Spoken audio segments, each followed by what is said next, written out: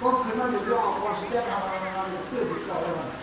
갖고 예전 분들이 뭐가 거는 거기서는 खाली nếu quay thứ này hà yam hà ma chỉ sinh chết quan nếu chỉ sinh chết quan thì khắp đi hà quan chỉ sinh chỗ này hiện lại hiện lại còn nếu có sự cho thì tham ăn cướp quản hết thứ sao video này có khả năng phòng cho sao video này mà làm các bạn nên làm có sự cho thì tham ăn cướp hữu dụng cướp quân tục giờมันเขาอีกตลาดเขาว่าช้าเขาสูบเลี้ยงเขาสูบอะไรที่อะไรเลยก็สิ่งที่ทำได้ก็ทำ ABC ก็ขนาดนั้นเขาไปอยู่เรื่องมันเจ้าหวานอยู่เรื่องมันดีด้วยอันนี้ชาเขาเขาเลยคือเจ้ายีอันนี้เกี่ยวกับเขาสองสิ่งอันนี้ดีแต่จะยังไงเพราะนี่แหละพวกกันอยู่แล้วพวกเขาทำตั้งสิ่งเจ้าทำสิ่งเจ้าทำอ่ะที่สั่งสิ่งเจ้าเลยอันข้าวดีกว่าอันมือเดียวเนี่ยอันนั้นเป็นมือเดียวคือเราสอนได้นะมือเดียวมหามิตรมายิ่งไปมือเดียวมหามิตรเจ้าจุ่มถามแค่พวกเราผู้กันพี่น้องเมืองละพี่น้องวันไทยเอาเจ้าชิมแล้วเลยกับเราจุ่มสิบห้าเครื่องแล้วต้องขาดสิบก็ขาดเครื่องเอาเลยของผมที่ก็เลยก็ที่เคยมาเลยเพื่อจุ่มแต่ว่าของผมที่เลยมาเมื่อไหร่เจ้าเลือกชื่อก่อนหน้าของเนี่ยมันเนี่ยมันเบียนเวลามันเบียนเขาก็เจียมยาของผิวเนี่ยเจ้าเลือกชื่อบ้านเพียงว่าแต่ยิ่งต่อสู้เพียงด้วยยามาฝั่งอันตอนนี้พวกเราบางคนเนี่ยมันจะได้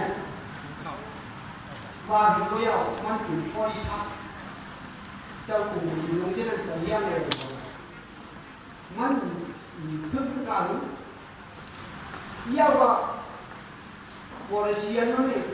ว่าเด็กบุกขึ้นบริษัทเนี่ยบริษัทบ้านเนี่ยหาสองคนเนี่ยหาติดได้กันเลยหาอยากอะไรบุกกันได้ก็อยากบริษัทหาคนเนี่ยวันนั้นบริษัทเนี่ยเอาไปลองพิจารณาพิจารณาเจ้าเนี่ยก็ยิ่งกันเจ้าเนี่ยภารกิจเขาเปียกเขาชุ่มเขาเปียกเขาเปียกเขาชุ่มมาเมื่อปีเราชุ่มเราไม่ได้อันยุ่งเลยปีเราชุ่มเราไม่ได้อันปีเราชุ่มเขาก้อนอยู่ก้อนก็เปลี่ยนเขาไม่ได้มันเปลี่ยนเถอะสองมันจะมีเรื่องชุ่มเช่นไหนสองจะเปลี่ยนเช่นไหนครับมันจะเขาแล้วมาอยู่ห้องมาน่ะช่วยไปขึ้นหน้าเดี๋ยวมันจะได้ช่วยก้อนเขาชิ้นสุดขึ้นมาที่เขาหลังไล่มันนั่นเมียจะเหลือก็ทำชิ้นได้เลยตรงเช่นผมเนี่ยใกล้ติดกันขึ้นมาเนี่ยต่อถึงวันเมื่อไหร่มาเนี่ยอะไรกันแล้วมันชิ้นเลยเขาเนี่ยอย่ามาที่กันเลยว่าอย่าขึ้นมาที่เจ้าขึ้นได้ก็ได้วัดเขาเลยให้ยึดกองเมื่อเราเลยนะก็ไม่ใช่พวกยึดกองมันเก่งจ้างเขาอ่านไหนเพื่อดีคนเนี่ยเขาจะยึดกองคนยึดกองมากเลยบางทียึดก็ได้นั่งหาเงินได้ได้เนี่ยทำเขาเลยเขาขนาดได้เขาขนาดอยากจะชื่ออะไรอยากไปตายมันรอตายหรอมันก็อยู่บนนั้นมันที่จะตายหรอวะเราตั้งใจเราที่อยู่เราตั้งใจมันโกรธใจมันจะแบบตายย้อนช่างตายย้อนอีกเนี่ยตายย้อนอีกเนี่ยตายย้อนคุณพ่อเรียนตายย้อนเมื่อกี้ที่เขาเนี่ยตายย้อนย้อนไปตายย้อนไปยิ่งเนี่ยอันนี้เราตายอยู่ตายจะเนี่ยเขาพูดมันจะได้ยึดเขาได้หมดเลยเช่นนั้นหรือว่าอย่างนี้ก็เขาปีนมาเนี่ยเขาอยากไปว่าเชื้อนั้นพวกจากเขาอยากไปว่าไอ้ต่างข้าวไอ้กังไรล่ะไอ้ยอดชิบว่าเช่นนี้อยากไปว่าไอ้กังข้าวว้าวด่าไม่ได้เลยไอ้แก่ไอ้หมามันด่าข้างเนียมันน่ะก็ไม่รู้ละไอ้ผู้แก่มันด่าข้างมันน่ะมีก็เรียกว่าดีพวกนี้ในความด่าดีเนี่ยมันจุดีมันยกตัวดีด้วยเพราะว่าคุณใจว่าสิ่งที่ทำดีเลยตั้งที่ทำเขาเปิดดีสั่งนั่นคือการสั่งเปิดการสั่งเขาทำอะไรก็เราต้องเปิดมันเหมือนกันมันเปิดแบบดินน้ำเลยว่ะก็น้ำทำดีกว่ามันหยอกแค่นี้ก็น้ำจะเอาก็เดี๋ยวมันจะอันนี้หยอกก็เลยมีน้ำช่างยาวเยอะช่วงนี้ อย่างวันตาเนี่ยก็เลยต้องไปจ้างอันนี้ก็อ่านอยู่ครับก็ไม่ได้มีฮะนั่นแหละเป็นหลักคืออีเก็บอีหมาอีไข่อีนี่อีในดวงเนี่ยมีว่าทั้งมันเป็นเจ้าเนี่ยตัวเป็นเจ้าเนี่ยมีว่ามันได้วันนี้มาที่นี่กับที่มามีอันนี้ก็เป็นการมุ่งอะไรมาเห็นจริงๆขณะพุทธพุทธิวิปัสสนาพระบิดาอยากเป็นสัมมาโมหะไม่เนี่ยหมดตรงนั้นเลยยืยาเคียงเคียงพี่ก็ก็หนูดียืยาเขียวให้ขีดยาขีดก็เลยเพราะตรงนั้นอันนี้อะไรก็ยืยาเขียวต้องมาเห็นจริงๆขณะมันคิดกันเลยว่าเขาพูดมีอะไรเอาตั้งหนีคนนี้มันจะเขาตั้งหัวตั้งเลยว่าวันหน้าเขาพบกันในบ้านเนี่ยเขาเลยพบกันเลยดีกันเลยเขาไม่ยุ่งเลยพูดอะไรก็เขายิ่งเลยเป็นอย่างนั้นมีเงินมีคำมีเสียงมีเรื่องมีก็เขาชิดไปหมดเลยครับเพราะขี่ลูกชิดไปจนจะเรียนเขาแล้วนะก็ไม่ได้อยากไปว่าไอ้ป่าผ้าลงนั่นเป็นเป็นเจ้าผ้าย่ำนะอย่าไปว่าเจ้าผ้าย่ำไว้กำแพงนั่นนี่เจ้าผ้าอะไรคำนี้มีเป็น30 กว่ามั้งนะนี่เจ้าผ้ามี30 กว่าก็เป็นนั่นเป็นเจ้าผ้ามันมีอาณามันมีมือมีปู่เยอะมีโยจ้ามีปู่มัว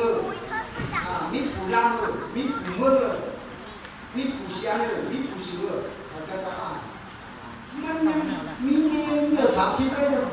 อันสูงเลยแล้วก็ทำจ้าก็คิดบ้างก็ทำการ30 ไปมั้ยเนี่ยจะจ้าเนี่ยพูดถึงนะเอาดีครับเนื้อร้อยคนนักเชียงรายหลังจากทำนั้น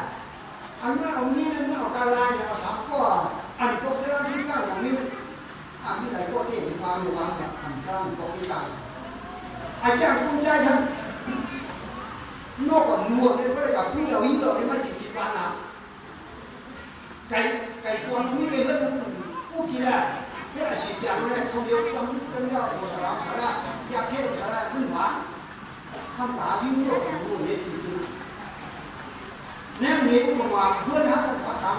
งเขาเองมีวันกระปุกเขาเลยกระปุกของเขาเลยก็อยากเป็นกระเบียนอยากทำถ้ามันจ่อถ้าเกิดเจอกับจุกเห็นแล้วเฉยเดี๋ยวว่าเห็นแล้วหลอมเห็นมันจะมาเที่ยงเงืออะไรอยู่นะ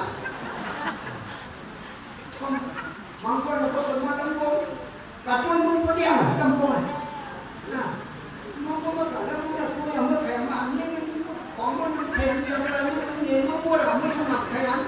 แล้วมันระวังมันว่าอันนี้ใครยังหาหนาข้าไปอันข้าไปอันนั้นเองวันนี้เชี่ยหนวดยังไงโหมันจะหอบหนวดยังไงเป็นมันลุกขาแล้วมันกาเพียงแต่ก็มาเที่ยงหากับปอดกับชิ้นปอดโดยตัวเดียวก็จะเที่ยงกันแต่โดยถ้าเราเรียกขาเขาอันนี้มันเป็นการอันผู้เดียวเลยแต่ถ้าคุณเกิดเจอวิธีการของใจมาวิธีพูดมันนั่นแหละก็จะมึงจะมาหลอกมาเลยมันจะละตัวละเมียนก็เลยจูอันนี้คาดีก็ไอ้หัวเนี่ยอะไรพอเรารู้ได้ก่อนมั้ย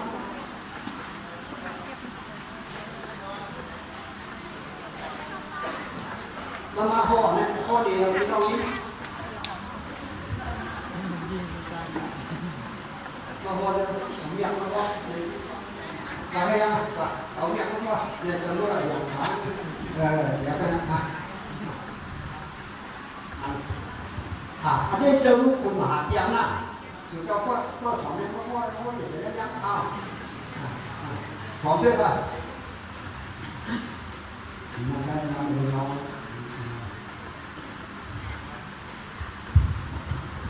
ช่วยว่าในนำความรู้คุณมาเอาค่ะนี่ถึงเวลาคาห้องที่เราเปิดมาเนี่ยก็เปิดรับข้อมันคาสิครับเนี่ยครับ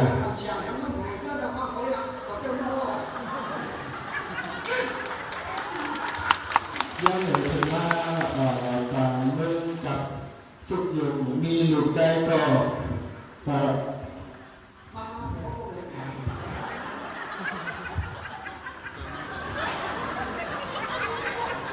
ยามเดียวถึงมากับปัน มึงกับสุกยุงมีลูกใจโกตาดิตาพังมีลูกใจลูกนั่งโกตาหมดตาตันโกเมอำผู้อำหันหลงหลักกันเก่งนาเมื่อตาเย่ไว้อยู่ไว้ยืนตื่นที่ทุกโกเมเปิ้นชวนอะไรอย่างนี้ครับแค่เยอะเจอป่ะ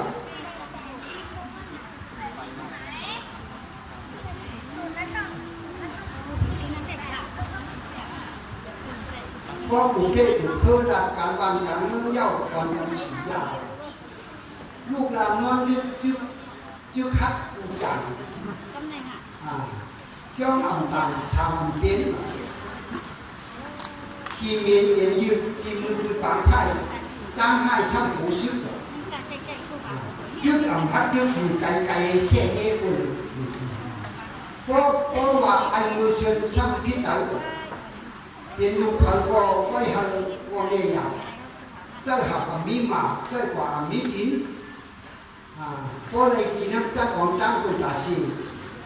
เจ้าเฮ็ดไทยโกเนี่ยเจ้าเฮ็ดนาโกผลเจ้าเฮ็ดสวนวงยีวงไทยจ่ายเงินก็เลยถูกล้มนุกจับเพื่อนก็ไปนุ่งโพเหมือนเย้าหาภัยไม่ยิ่งเล่าเพื่อนอ่ำเก้าสำหรับเพื่อนขาเกี่ยสร้างเหล่มือเลยก็อ่ำเย้าอ่ำชุบเหมือนกันตั้งผีหูผู้ทางขาวันกับอ่ำต้นวันเจ้าอ่ำผู้เพื่อคนจะได้มีน้ำแดงสำหรับเมืองลูก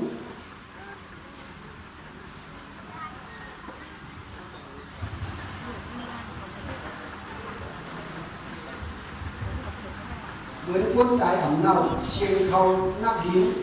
นั่งยิงก็ช่างขินผ่านยืนเจอคุณพ่อเมเฮ็ดขาดิบพอขั้นหมอขั้นยิบหวานขั้นล่างสาวโพเทใกล้ถึงในห้างคือ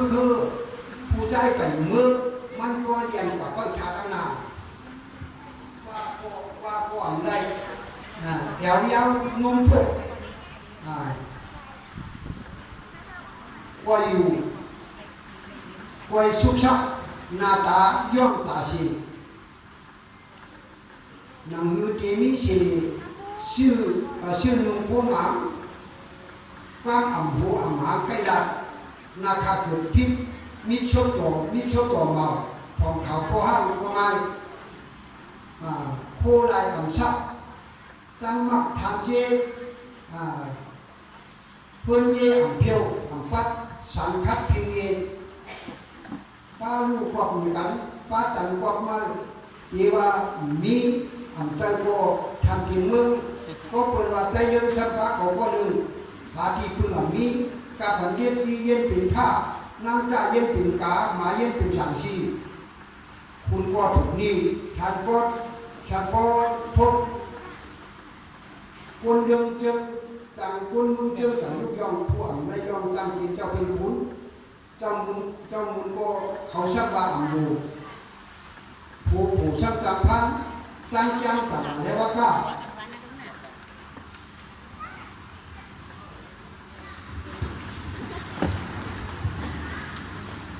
จังจับก็ถังพินาไรอยู่คายิ่งจังเหมือนกันใจกว่าอะไรก็ใจกว่าอะไรก็เอาใจถึงข้าตั้งขายเป็นของคุณของเจ้า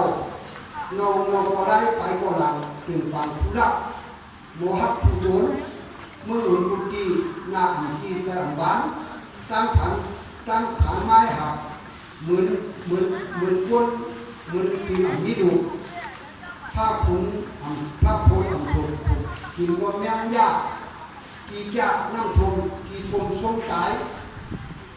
เมืองไทยอยากลูกคนผู้นำคนกำกีก็เปลี่ยนลูกขันอยู่กันทำไรจะไม่เหมือนให้มึงได้กูยังดีจังกาหือคุณคนจืดยกถองคนหยองเมาเรามึงจะมังเมเพจะกาเพหันเจยินเจเกกินก็แค่มือก็หักคนรักในไข่คนให้ในหนีที่จะกูดีของนี้ชมหัวผ ครูก็เลยทำป้องกับมัดหลังเป็นช่างของมูที่ว่าเมืองลูกก็ห่างของใจไว้ให้ขันใจมือเลยดีก้นม้วนหาทีกัดอ่ำฮัดดัดกันดันไปหางเผามันจูดจริงใจเอาตั้งก่อนนี้ให้ก่อนนี้มันองค์เจ๊อันนี้เป็นก็ง่ายพอผู้ช่างตีดัดเรื่องกันเนี่ยเขาดัดฝ่ายอ่ะ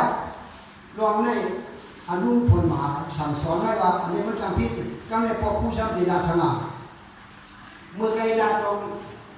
อันเขาเจ้าที่กันแน่ไปเย้าหันนะเมื่อไกลนั่นตีดัดถูกต้องเมื่อเดียวนี้ก็เขาขายอยู่ไทยจำคนร้ายดัดในกอต้นว่าไม่ชุมเจ้าอย่าไปด่าอย่าไปเลยว่าจุ่มบันทันเพราะว่าจุ่มบันทันปักคุณมือนะคุณมือหนึ่งบันทันก็ใครวางก็เดี๋ยวบอกจอมชิ้นหลวงหวังผ้าเขาทาจะเขาดีเฮ็ดจังไหนก็ดีบนเมียจังไหนก็เนี่ยผู้เลยภาษีเลยมันเหี้ยเขาทำจุดทิ้งหลอกเฮ็ดอย่างนี้เลยเฮ็ดก็อะไรก็คนในเราเขาหลับของมันเป็นได้เลยนะเจ้าฝั่งข้างมันเป็นได้เลยเหรอ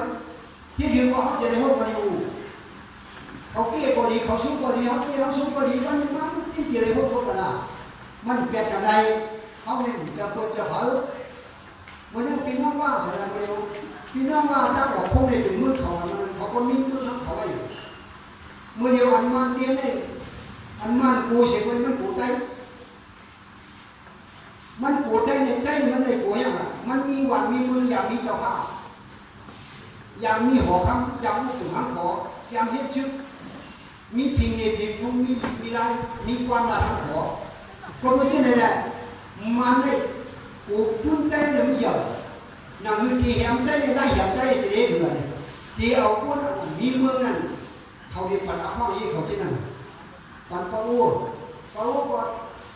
เกี่ยวตรงที่เกี่ยวตรงไว้ตรงนั้นมันเป็นมือของเขามือของเราก็เช่นดีเจ้ามีสิ่งก็หมู่เจนนั่งทั้งโคตรขายที่ไหนเป็นมือของเขาที่นั่นว่าเขาเป็นมือเขาใจในใจอยู่ละมีดีละก่อนเลยก็เขาอันเขาเปลี่ยนอยู่เลยเนี่ยอันเจ้าคือเขาย้อนนั่นเนี่ยทางเขาย้อนอะไรอ่ะเขาดูที่เขาย้อนนะมันนี่เลยปัญให้เขาจะได้จำเขาบอกปัญให้เขาจะได้เป็นอย่างสูงพี่น้องได้เพราะพี่น้องได้อ่านพูดเลยก็ชักคิดว่าโอ้ชักคิดว่าลองชักคิดพี่น้องว่าเจ้านี่มันจะยินมันได้เนี่ยเขากินอันก็บอกว่าเขาต้องได้แต่ใดมือเราเลยอยากไปทำมันได้แต่มันได้เนี่ยได้เลยเมื่อไหร่อ่ะเราจะพูดมานะเขาจะได้มันได้มือเลยเขาอันเขาจีเลยมันได้เขาได้มาเลยเขาเมียเลยมันได้เนี่ยอันเขาไม่ใช่สาระเนี่ยผู้หญิงอ่านเขาหลงข้าเย่อ่านเอาเลยเขาหลงอันนี้ครับอันนั้นมุดได้ก็เนี่ยแต่เนี่ยข้าเย่เนี่ยอ่านเดี๋ยวอะไรเขาเดี๋ยวเขาเปลี่ยนมันมือเลยพอเขาเดี๋ยวข้าเย่อ่านเอาไม่ได้เลยเขาจะเปลี่ยนมือละเปลี่ยนมันไปไปมือละไปมือเขาไม่ได้นั่นแหละอันเจริญฟ้องกันนั่นไรอย่างนี้ว่าphong cái này mất đầy là cái chuyên gia đó anh nhiều đã khen mà cũng chơi cái chung là áo phong là cái ba có cái khẩu phong ở đây không những đủ đi chung mà còn có đấy thằng sáng có hết à là cái cả xe thì đi là có cùng đi gần cùng xe cùng đi gần ra mất làm gì đây hiểu không quân cú qua này amma phá được ra để cho em đi tìm điเพราะมันเขาเฉยๆเพราะมันจะมาที่นี่ก็ต่างอยู่ที่มาต่างนี่นะก็ต่างฟังมาต่างอยู่นะก็แกยุ่งนะมันเกี่ยวกับก็มันขัดออกมันท่านทำเขาเกี่ยวกับเยอะมันเยอะมันทำที่ไหนเยอะอันนี้ทั้งตัวตั้งนี่เนี่ยอันพูดมากกว่ามีมือเดียวก็มีตั้งหน้าก็มีอันนี้ก็เลยอันนี้หมู่ชุ่มอะไรอันตัวตั้งนี่เนี่ยสองเจ้าก็พูดนะสองเจ้าทำเด็กเราเท่าไหร่เท่าไหร่ถ้าเราตั้งเยอะมันเห็นเลยเมียมันจ้องมันหัวหำให้มันตัวโคตรใจมันอันถ้าหลงมันมั่วแล้ว นั่งเงินเนี่ยเป็นเรื่องการดีอ่ะคนนั่งเงินเนี่ยเป็นเรื่องจิตได้เขาคนกับคนนั่งเงินเนี่ยมีคนมีอะไรนั้นถามมาเป็นคนก็ให้เขาออกมาหลอกเขาเนี่ยมีหน้าที่มาเติมมาจุดมาหนุนนั้นพอมาหลอกเขาเนี่ยเป็นเรื่องจิตได้เขาก็เป็นที่ดีแต่มีทุกจับทั้งนั้นพวกผู้เรียนทุกจับนะก็ขึ้นเงินคนก่อนเลยที่พวกก่อนไรผิวได้หมดเลยพักได้หมดเลยหวานยิงผัดรู้หมดเลยแย่งกินก่อนแล้วขิงก็เล่าหมดเลยเพราะกินเขาของเจ้าก่อนแล้วหัวเขาพวกก่อนมันมาเหมือนกันได้ยังเกี่ยวเพราะผู้เจ้าบางช่องเนี่ยก็มีทุกเดือนก็เตี้ยนหมดก็เตี้ยนหมดแล้วเป็นคนตายอย่างเดียวก็เป็นคนเป็นนี้เอาสมัยก็การหนุนกันได้เอาสามแบบจ้องเลยนะเอาเงินจ้องให้ดีการมองซ้ำว่าอันห้องทำนั้นห้องเห็นสังเกตที่อยู่ในห้องพนามันมีโลผันก็เหมือนคำว่าแต่มันนอนผันก็มันยังมีงานผันได้ด้วยเมียผันผัน32ก็ห้องผันกันก็อยากไปดู32 บาทแต่ก็เก็บมันก่อนก็ห้องหรือถูกลาเอาไว้แล้วก็เนี่ยไก่เงินห้องพนันอย่าไปนึกถึงพันลมอย่าไปผิวลมเลยอย่าไปตับยังเลยอย่าไปกินปุ่นเลยถ้ามาขับรถใจเนี่ยก็ยืนเหมือนก่อนเรื่องนี้ใช่ไหมมือเดียวก็ฉะนั้นนี่ผู้ปั่นผู้ฆ่านั่นปีนั้นผู้ของมาไม่อยู่แล้วแต่คนเดียวโยกนั่งสองเดี๋ยวนี้เนี่ยสองเดี๋ยวเจ้าตัวนะจ้างเดี๋ยวนี้เป็นพวกนั้นพวกจ้างมันพวกนี้มันผ่านของมันเขี้ยวแล้วออกมีคนตัวเองอันนี้มันเรื่องมันเรื่องเด่นดีกว่านะพวกนี้แหละมือไกลกว่านี้ใช้การถูกบีบคือหลักโทรศัพท์นี่แหละพอคู่กับว่าเขาว่าใช้ที่การโทรศัพท์นี่เขานอนอยู่มันเก็บผ่อนมันเฮ็ดหน้าอยู่กองหลังแต่คนเปย์คนปัดก็โดนเชียงนำมาด้วยวันนี้ก็ใครจะก่อนเนี่ยคนชุบมือติดด้าน2-3 ด้าน1 บาทด้านได้เลยอันนี้ก็ใครอย่างนักอยู่เป็นน้ำยาที่นำกว่าก็ในโรงงานก็จะเนี่ยก็คู่ไปสั่งว่าชูเจ้ามาอยู่ต้องใช้แน่กำพองเลยปิดใจที่คนอื่นมันใช้ความใจตื่นเรากำพองมันมาปีกไก่มันลองเสียงลองน้ำโคกอันนี้เสียงลองน้ำเสียงลองน้ำนี่เลยเจ้าเขาให้ผมก็ยากบ่อยทั้งหมดนี่ก็ตัวมันมาทำถึงนี่คนถ้าไปกลุ่มจำมันอยู่คนนั้นเป็นคนขี้หน้าอย่างนั้นก็ไปย้ายเลือกใช่ไหมก่อนนั้นนะถ้ามาเจ้ามึงก็พวกมันจะมาเปลี่ยนทุกเขานี่คือคนหาที่เดียวคนเวลาเขาก็เด็กการก็เหมือนเจ้ามาฝังไว้ในห้องเหมือนเจ้าเลยพี่บอกว่านั่งเยอะของก็อ่อนกับมือชีอ่อนกับมือคนใดอ่อนกับระดับใดอ่อนกับไม่เจ้าหูอยากจะเห็นเหมือนไฟตัวยิ่งเพชรพวกไปถ่ายมือมาได้เจ้าหูเลยใกล้เจ้าหูเลยอย่าไปโกยศว่าเงี้ยวอย่าไปโกเงี้ยวหัวเจ้าอย่าไปโกนะอันนี้อย่าไปโกลูกหลานไม่ค่อยอย่าไปโกก็ไม่เพราะว่าเขาหนุ่มคนเนี่ยตัวเขาคือนี่ถ้าเชื่อเรื่องเขาหนาวก็ได้ถ้าช่างหัวชิ้นตัวนั้นแค่มันหนุ่มเป็นเจ้าป้อนของนี่ละดูยามีคนด่า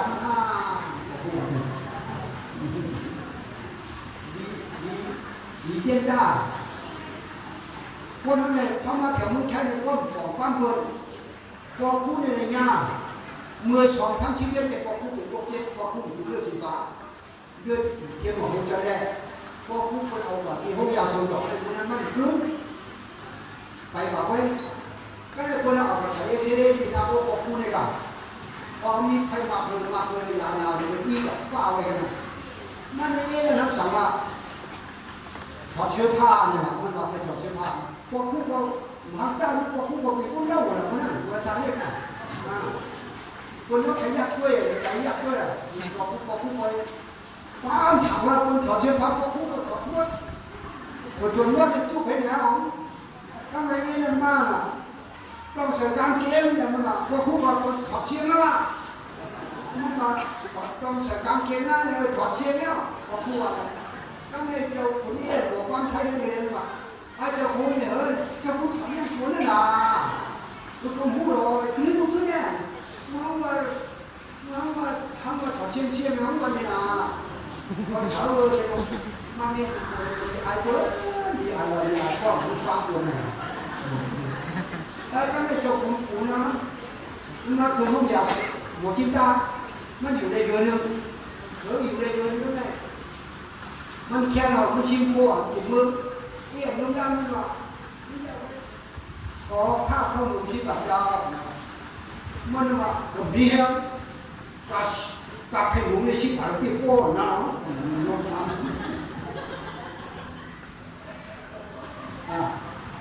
这个他有一盘红呢，ก็ดูหลังก็จะไม่โกรธก็เสียมา